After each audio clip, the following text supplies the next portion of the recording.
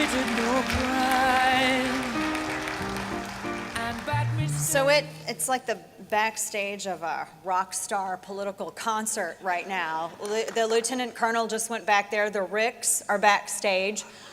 When they're both together, you have to refer to them that way, the Ricks. So they're back there, and you'll hear from both of them momentarily.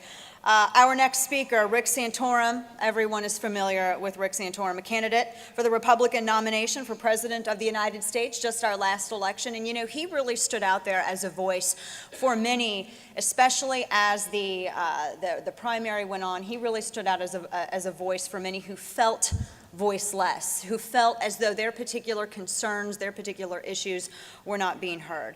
Now, prior to running for this, obviously, he served in the U.S. House of Representatives from 1991 to 1995, Senate from 95 to 2007. Please help me give a warm Missouri welcome to Rick Santorum.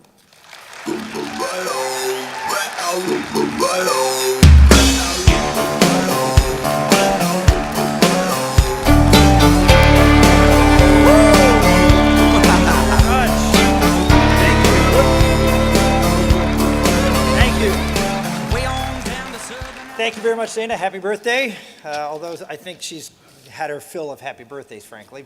But it's great to be here in St. Louis. Great to be back in Missouri. Great to be back in the place that we had a little celebration here a little over a year ago with the primary here in Missouri. And we were in this very location, and so it brings back a lot of happy memories for me. And I just wanted to come here to announce a little news this morning. Not news, but remind you that I've taken a little different path here.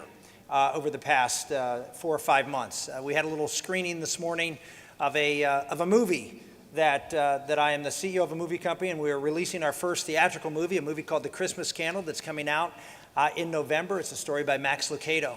And a lot of folks who've interviewed me here today and talked to me have said, you know, how is this that, you know, someone in politics moves into the movies? I said, well, you know, if liberal Hollywood actors and producers can get involved in politics, then conservative politicians can get involved in Hollywood.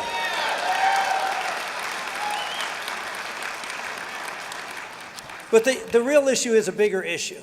This country is changing. And one of the things I noticed in my time in politics is the country has changed, and one of the principal reasons is because of the popular culture, because of movies, because of all the things that are being consumed on these screens that are omnipresent.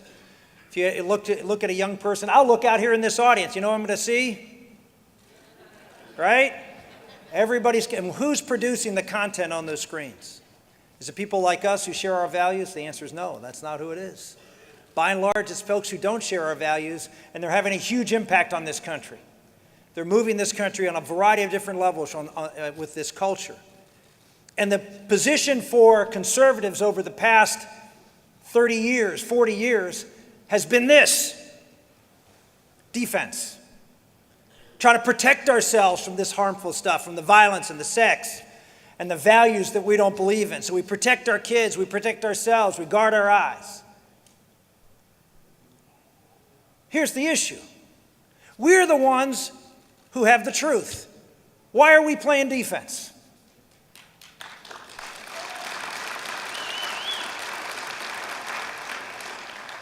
They are the ones who are telling the stories. And my point today is that we have to get better at telling stories. Now, I'm not just talking about me as a storyteller being the CEO of a movie company.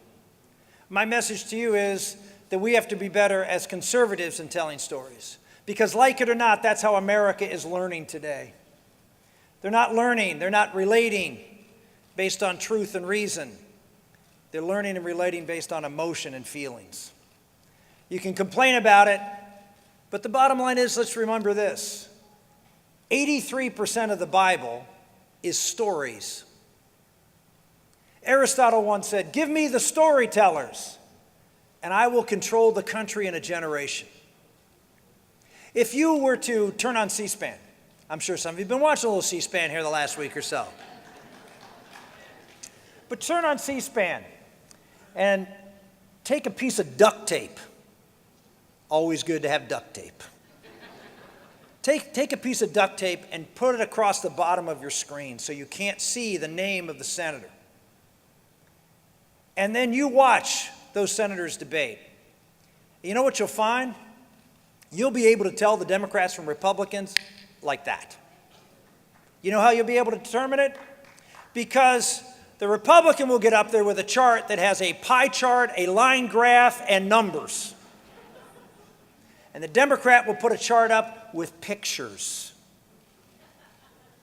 We tell the American public that we are right. And we prove it to them by numbers, facts, and figures. They tell the American public they understand, they relate, and they care.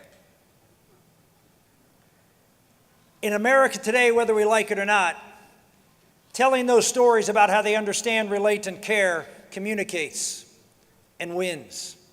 Look at the last umpteen election, well, not umpteen, but in several elections since the age of television, since the 1970s when television became the dominant media for running for president. Who has won? Ignore Republican and Democrat. I'll tell you who has won.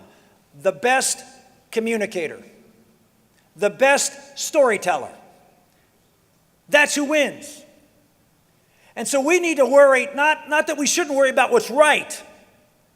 Jesus never compromised on what was right.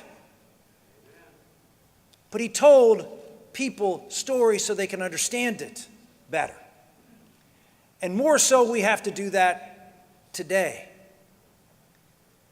That's one of the reasons they said, well, yeah, have you left politics? Have you gotten out? Are you not running for president again? I said, no, I'm engaging in the front of the battle for the soul of this country.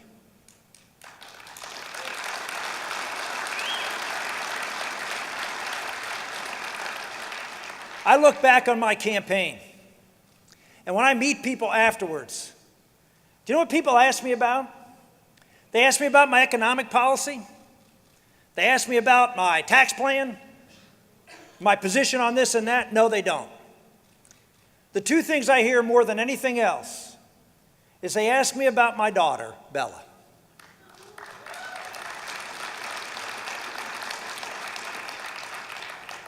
You know what? They loved Bella's story.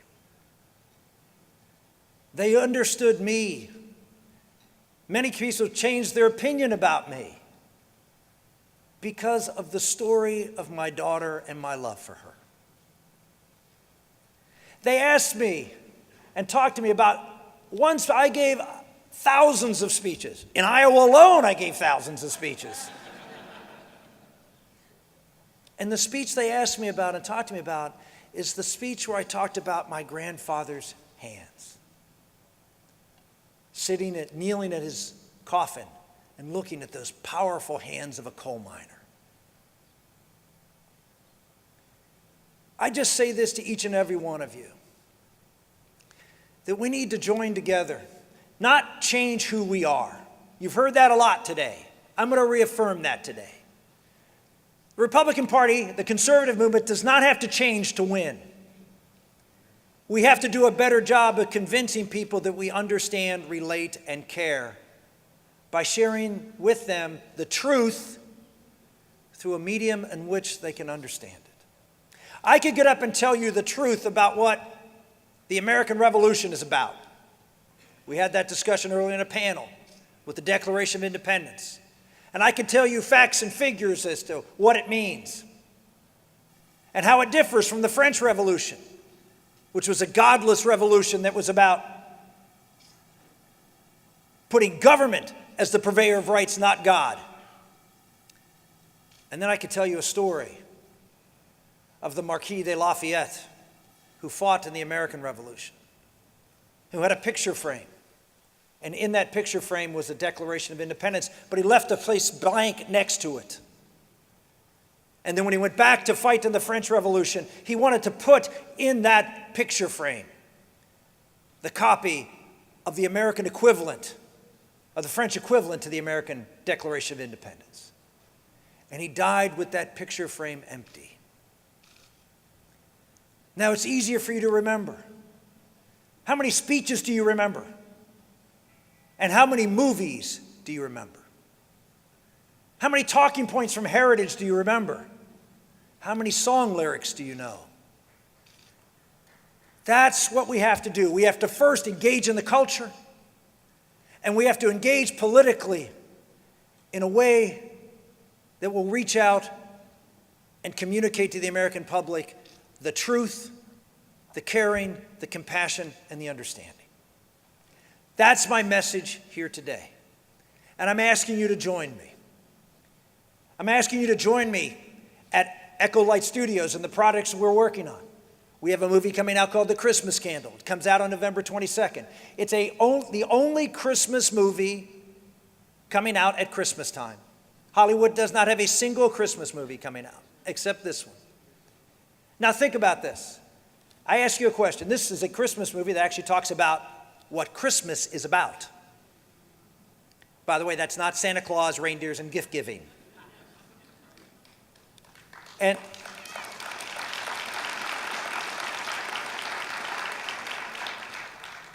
name me the last time you went to the theaters during Christmas time and saw a Christmas movie about what Christmas was all about.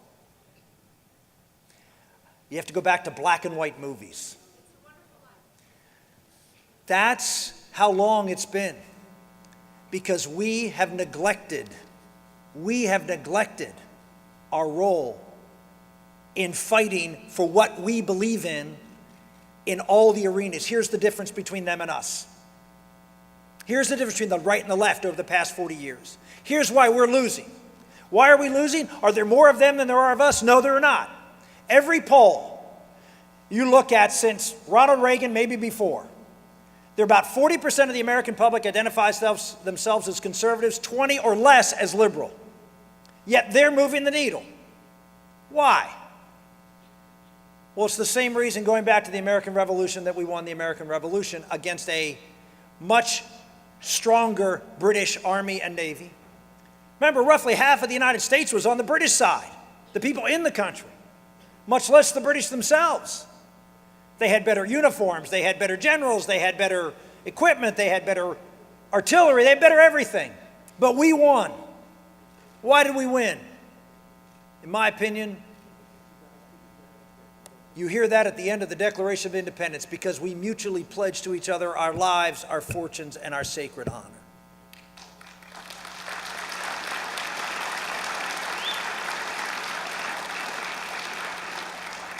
In short, we wanted it more than they did. And they were willing to do everything, live it in every aspect of their lives. That's what the left does. They live it in every aspect of their lives. Why do businesses in America all lean left now? Why do all the corporate executive boards all have liberal policies when it comes to faith and abortion and all the other issues? Why? Because they push the agenda within their businesses. And what do? Nothing. We sit back and do nothing. Why does the most popular history book in American public schools, written by a Marxist, Howard Zinn, how does that happen in America? Because they work it and we don't. How is it that the family is breaking down and we don't have any policies that go to try to support the American family? How does that happen? Because they work and we don't. We're going to win this battle. It's not just about engaging in politics. That's important. I'm here. It's important. But it's also engaging in the culture. It's engaging in your church to make sure the pastor isn't afraid to speak the truth at the church. It's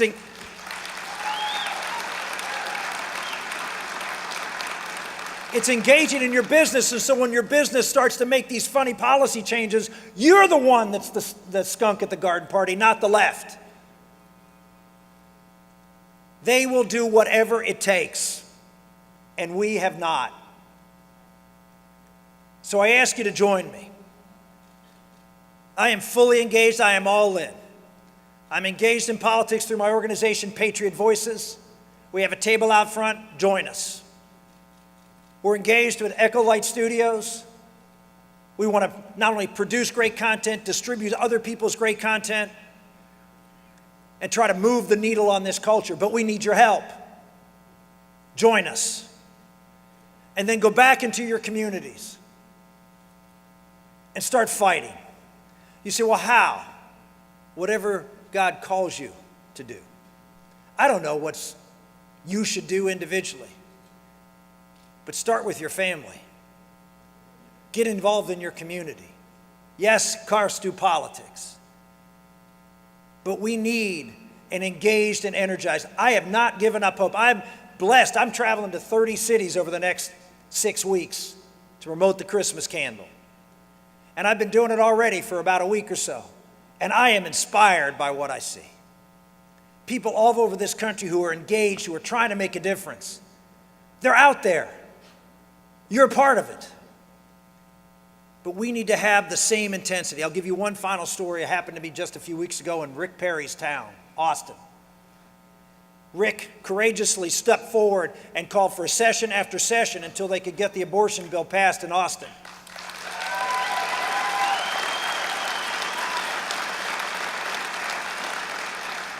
And the last time he called it forward, I went down there and did a press conference to support the legislation. And I ran into a group of Students for Life, a busload that had come down from Washington, D.C. And so I spoke to them. The next day, the Austin American-Statesman runs an article which says this group of 60 students came down to help Governor Perry. And they're staying at a local church. And since the church didn't have any showers, they're showering at the local YMCA. Later that day, a group of YMCA leaders went to their YMCA and demanded that these children not be allowed to shower there. And while they were in the showers, they were thrown out. That's how much they want it. How much do you want it? How much are we willing to sacrifice our lives, our fortunes, and our sacred honor? Quit cursing the darkness that somehow America is slipping away. Engage. Join me. We can win. God bless you.